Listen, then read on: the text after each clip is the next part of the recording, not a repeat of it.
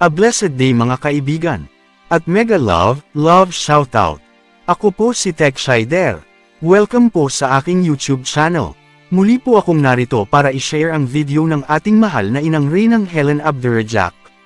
Nanawagan po ang ating mahal na inang Reynang Helen sa mga OFW na may mabuting puso na tumulong sa mga apektado ng pagbaha sa buong Mindanao. Inilahad po ng ating mahal na inang Reynang Helen na binawi na ang otoridad ng Lupusag Empire sa mga iba't ibang bansa ang pamamahala ng oil and gas, para bigyang daan ng bagong agremento. Hindi nagpabaya ang ating mahal na inang Reynang Helen. Dahil siya po ang nakipaglaban para sa ating lahat, para pigilan o harangin ang gobyerno para muli nila sanang pagtuturok ng baksin. Ang video ay pagmamayari ng ating mahal na inang Reynang Helen Abdurrajak. All credit po sa ating Her Royal Majesty Queen, at sa ating beloved Princess Putria Meriam Aljam. Ang original video ay inyo pong mapapanood sa kanilang official YouTube channel at Facebook page, na akin pong inilink sa ibaba ng video description. Para sa mga kompletong detalye, atin pong panoorin ang video, hanggang sa ito po ay matapos. Hanggang sa ito po ay matapos. Magandang umaga po sa inyong lahat. July 14, 2024. Marami po ang tumawag at nakikiusap kung paano makatulong. So, yung mga emergency funds natin, no, na talagang kailanganin na, no, this is Queen Helen. Pumupukaw po sa inyong mga puso't damdamin dahil alam ko na kahit anong gawin nila, wala na rin silang makunan na pera. Kasi, inilaan nila sa kanilang programa.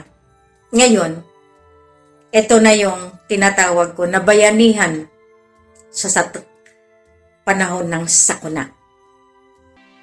Maari ba kayong mga OFW, alam nyo naman yung mode of payment kung saan ipadala nyo na. Dahil unang-una, marami tayong mga ginagastusan dahil nga dyan sa mga salungat na pangyayari ng inutusan ng mga taong sirain tayo. Pero ngayon, iwasan na muna natin yung bangayan, diretso tayo sa pagsuporta sa mga taong nasalanta ng baha sa Ligwasan Mars, sa buong Mindanao, sa buong Maguindanao, North Cotabato, South Cotabato, at lalo na, iyan yung mga lugar talaga na binigyan ng babala.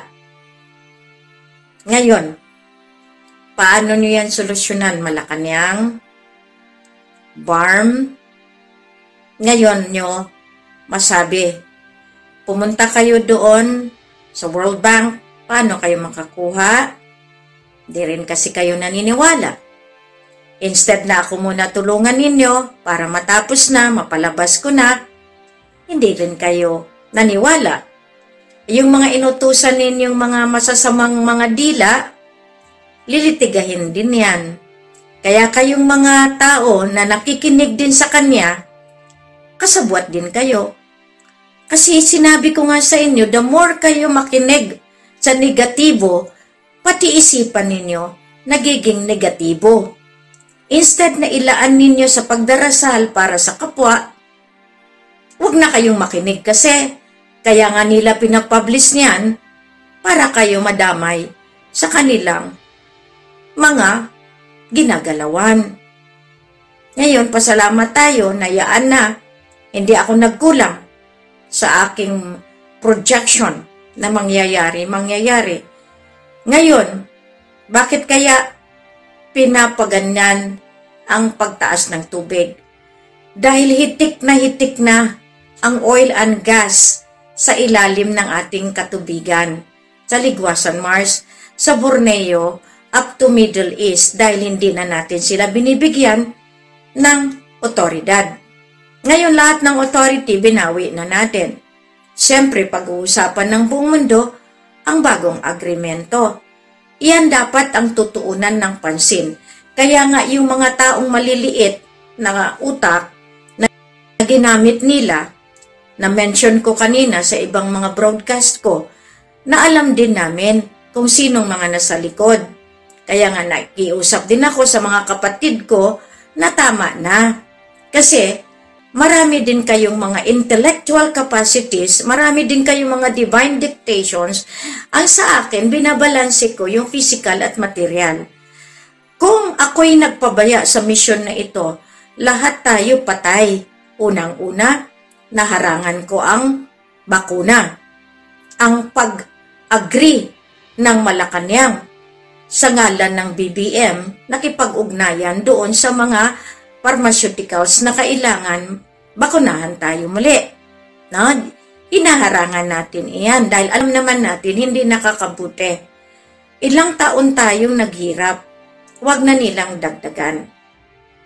So ngayon pinapakita lamang ng kalangitan na hindi tayo mamamatay dapat sa paraan ng mga taong masama. Mamamatay tayo sa tamang takda kung kailan tayo kukunin ng makapangyarihan, hindi sa kagustuhan nila. Kaya ngayon, lahat ng goods, lahat ng relief goods, ipunin ninyo, papo ng Muntinlupa, sa hanay ng ating mga kasama. Ipunin ninyo ang relief goods na ipadala dyan at ang mga donasyon, ipunin din natin. Kaya nga yan ang sabi ko, marami, lahat ng leaders na kumaliwa. Kung gusto niyong magbago at kilalanin ang totoong sovereign niya, diyan kayo dumaan sa tamang proseso. Yung mga tumaliwas at nagsama doon na pinrumisahan ng mataas na tao na sila makapagpalabas ng pera, magbago na kayo.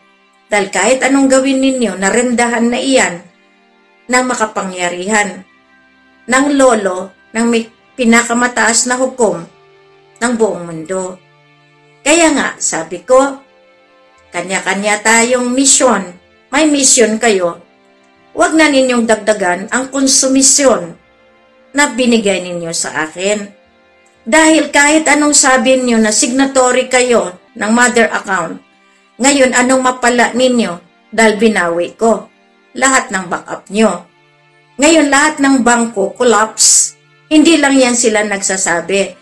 Pero alam namin dahil may notice na yan last December pa, nung ako'y umuwi dyan, nung diniklara ko at nilagay ko sa testamento, pinirmahan ko at sinilihan ko ang economic reset, ang global reset. Iyan ang hindi ninyo namalayan. Siyempre, pag reset, babawiin ko muna lahat ang pera nyo. Ngayon kayong mayayaman, huwag na kayong madamot. Dahil kahit anong tago nyo yan, kapag collapse na ang bangko, kahit kunin nyo lahat iyan, demonetize pa rin yan dahil mag-imprenta ng bagong currency. Hindi kayo ang inutusan ng buong mundo. Kaya, pasimple lang, tulungan ninyo ang inyong mga sarili-sarili. Kayong mga malapit diyan sa Pulangi, kung alam ninyo na yung mga bahay ninyo maaanod na, huwag nyo nang anuhin. Salbahin nyo yung sarili-sarili ninyo. Diyan, Dato Amad, yung ating mga peacekeepers diyan, ipunin ang mga puwersa, tapos yan, tulungan yung mga nasalanta. Huwag kayong matakot. Lahat kayo na merong kaparaanan, diyan, Sultan Pokan, lahat ng mga liderato natin, lahat ng NLFSP diyan sa Jansan, sa Sarangani, lahat diyan ng mga ano natin, ipunin. Ipunin ninyo yung mga kailanganin na mga relief goods, ihatid ninyo sa mga nasalanta.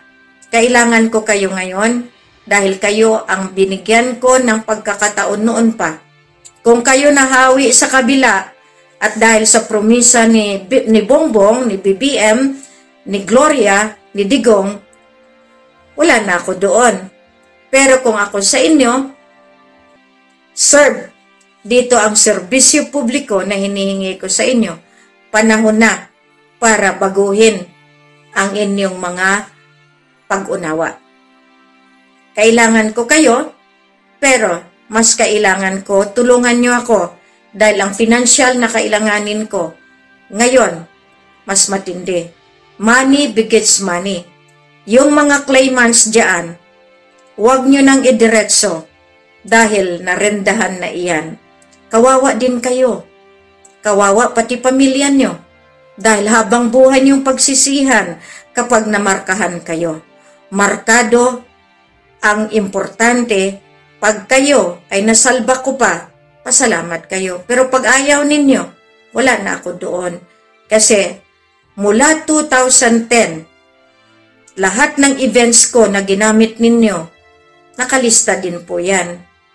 Ngayon sabi niyo, makakalusot kayo. Paano niyo malusutan ang satellite? Mismo communications ninyo, namomonitor iyan.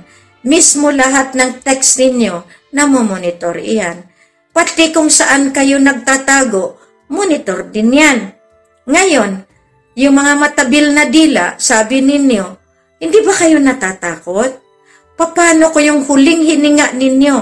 Mukha ko ang nakita ninyo. Sabihin ko sa inyo merong pagkakataon na minsan meron akong mga tinatawag na alter ego sa divino gobyerno. Pag ikaw ay sundalo ng kaliwanagan, makikita mo katotohanan. Pero pag ikaw ay nasa kadiliman, ang makikita mo, espiritu na mga sungayan. Bagbago na kayo dahil kami may sundalo na hindi basta-basta. Yan ngayon ang mga sundalo na kailangan natin sagipin sa panahon na ito. Maraming salamat. God bless everyone. Be strong and stay safe. Maraming salamat po sa inyong pagsubaybay. Mega love shoutout po sa lahat ng mga nagkokomento ng positibo. Please like the video to support. At inyo pong i-share sa inyong social media communities. At kindly subscribe kung kayo po ay bago sa aking YouTube channel. God bless.